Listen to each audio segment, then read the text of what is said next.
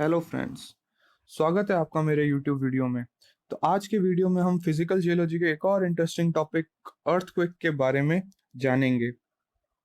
तो अपन अगर इसकी डेफिनेशन की बात करें तो ऐसी वाइब्रेशंस जो कि अर्थ की क्रस्ट में पैदा हुई हो और उसकी वजह से क्रस्ट के अंदर थोड़ा बहुत शेक वो शेक कर दें या फिर उसको वाइब्रेट कर दे, उसे ही अर्थक्वेक कहते हैं।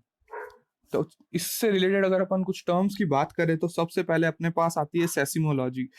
तो साइंस की वो ब्रांच जो अपने को अर्थक्वेक और उससे रिलेटेड वेव्स के बारे में बताती है, उसे सेसिमोलॉजी कहते हैं। फिर अपने पास टर्म आती है फोकस या हाइपोसेंटर।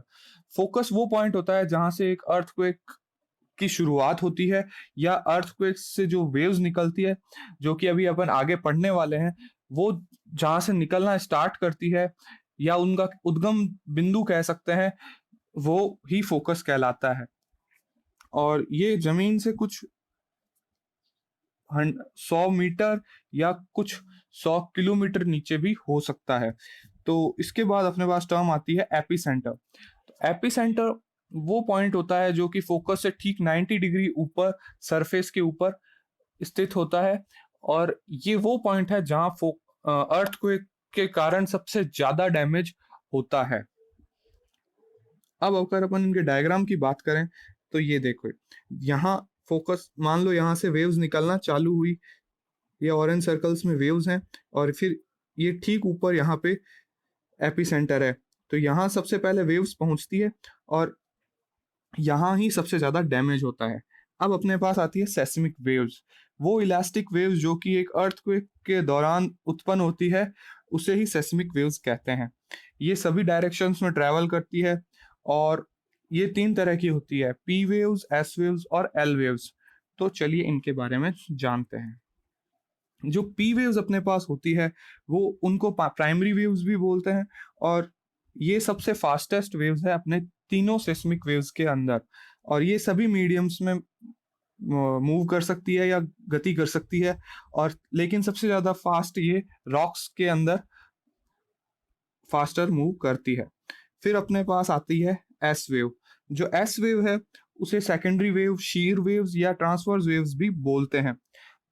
तो जो एस वेव्स हैं वो पी वेव से स्लोअर होती है, और ये लिक्विड मीडियम के अंदर मूवमेंट नहीं कर सकती। और एस वेव्स की वजह से ही अपन अर्थ के कोर के बारे में जान पाए हैं। तो अपने पास फिर आती है एल वेव्स। जो एल वेव्स हैं उसे लॉन्ग वेव्स या सरफेस वेव्स भी कहते हैं, क्योंकि ये सिर्फ सरफेस के पास पास ही मूवमेंट करती है, और ये सबसे स्लोवेस्ट होती है पी एल वेव्स के एल वेव्स। और ये है, इससे ज्यादातर नुकसान नहीं होता है, इतना नुकसान नहीं करती है। अब अपन अगर देखें तो अर्थक्वेक का क्लासिफिकेशन, अपने पास 2 तरीके का क्लासिफिकेशन होता है अर्थक्वेक का। पहला है उसके मोड ऑफ ओरिजिन पर, फिर है उसके फोकस की गहराई के ऊपर। तो अपन पहले क्लासिफिकेशन की बात करें तो पहले मोड ऑफ ओरिजिन के ऊपर अगर बात करें तो इसको अपन 2 भागों में बांटते हैं। पहला है सरफेस कॉज। सरफेस कॉज यानी ग्रेट एक्सप्लोजन, एवलांच, ट्रेन और इट्स एक्स्ट्रा, यानी मतलब जब अगर कहीं भी बड़ा धमाका होता है, या कहीं से पहाड़ों से पहाड़ों से बर्फ खिसकती है, या जब कहीं किसी ट्रेन निकलती है, तो ट्रेन जब कहाँ किसी जगह के पास में से निकलती है तो उसके आसपास के जो घर हैं वो कांपने लगते हैं। ये अपन ने देखा होगा। और यानी और कहीं अगर जब बड़ा बॉम्ब ब्लास्ट होता है या कहीं कुछ बड़ा धमाका होता है तो भी आसपास की जगहों में और छोटे मोटे झटके आते हैं। और एवेलांच यानी जब कहीं किसी पहाड़ों से बहुत बड़ी मात्रा में बर्फ अगर खिसकती है, तो भी पास के इलाकों में थोड़े बहुत भूकंप के झटके महसूस किए जा सकते हैं। फिर अपने पास एक और आता है क्लासिफिकेशन, वॉल्केनिक कॉज। तो यानी जब वॉल्केनो इरप्ट करती है तो भी आसपास के एरिया में भूकंप के झटके महसूस किए जा सकते हैं, क्योंकि जब अपन ने जैसा प्लेट टेक्टोनिक्स के अंदर पढ़ा था कि अगर जब वॉल्केनो इरप्ट करेगी तो उसके अंदर से भारी मात्रा में लावा जो होगा वो निकलेगा। तो लावा निकलने की वजह से क्या होगा, उनके अंदर की जो लेयर है उसके बीच में जगह बन जाएगी। तो जगह बनने की वजह से लेयर्स में मूवमेंट होगा, और मूवमेंट होने की वजह से अर्थक्वेक पैदा होंगे। फिर अपने पास दूसरा क्लासिफिकेशन आता है फोकस की गहराई के ऊपर। तो ऐसे के इसमें अपन 3 भागों में इसको डिवाइड करते हैं, शैलो फोकस, इंटरमीडिएट फोकस और डीप फोकस। तो जो शैलो फोकस है उसकी गहराई लगभग 55 किलोमीटर तक होती है, और इंटरमीडिएट फोकस जो है उसकी गहराई 55 किलोमीटर से 300 किलोमीटर तक होती है। फिर अपने पास आता है डीप फोकस। जो डीप फोकस की गहराई है वो लगभग 300 किलोमीटर से लेके 650 किलोमीटर तक रहती है। और जो शैलो फोकस है वो ऐसा इसमें ऐसे अर्थक्वेक होते हैं क्योंकि गहराई कम होती है, तो इसमें जो वेव्स हैं वो सबसे जल्दी सरफेस पे पहुंचती है, तो उसकी वजह से सबसे ज्यादा डैमेज इस एरिया में होता है।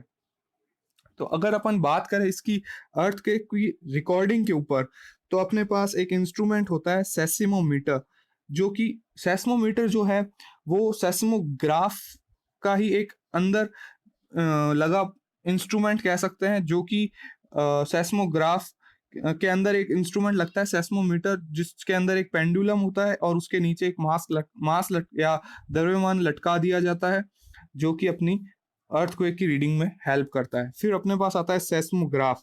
सेस्मोग्राफ वो इंस्ट्रूमेंट है जो कि ग्राउंड के ऊपर पैदा हुए मोशंस या वेव्स को कैप्चर करके अर्थक्वेक की रीडिंग लेता है। और लास्ट अपने पास आता है एक सेस्मोग्राम।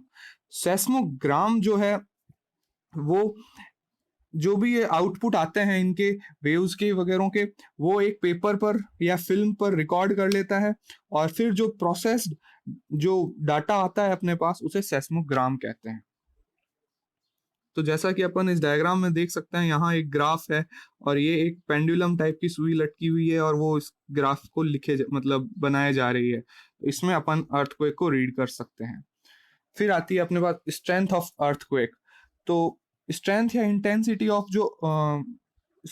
इंटेंसिटी जो है अर्थक्वेक की, वो अपन रिचर स्केल पर नापते हैं। इसका इन्वेंशन चार्ल्स रिचर ने किया था, और ये जो स्केल है वो अर्थक्वेक को अलग अलग कैटेगरीज या उसकी एनर्जी रिलीज पर डिवाइड करती है। तो फिर अपन देखते हैं तो अपने पास अर्थक्वेक के कारण क्या क्या इफेक्ट हो सकते हैं। तो loss of life and property, मतलब अपन देखें तो कहीं भी अगर बहुत जबरदस्त, जैसे जापान में सबसे ज्यादा अर्थक्वेक आते हैं, तो वहाँ बहुत ज्यादा बिल्डिंग्स का टूटना और लोगों की मौत होती है बहुत ज्यादा, तो उसकी वजह से ये प्रॉब्लम भी होती है। फिर दूसरे अपने पास देखें तो damage of transport system, like अब अगर देखें तो भूकंप आता है तब सड़कों पे भी दरारें आ जाती है। तो और जो रेलवे पटरियां होती है वो भी टूट जाती है, और इसकी वजह से फ्लड या बाढ़ आने का भी खतरा होता है क्योंकि डैम टूट जाते हैं। और दूसरा, अगर भूकंप समुद्र में आया है तो सुनामी आने का भी खतरा रहता है, और घरों में शॉर्ट सर्किट हो जाते हैं, और पहाड़ों पर लैंडस्लाइड हो जाते हैं। बड़े बड़े पत्थर नीचे शहरों में या गाँव में या कस्बों में आके गिरने की वजह से बहुत ज्यादा नुकसान होता है। तो थैंक यू फ्रेंड्स, आज के वीडियो में बस इतना ही।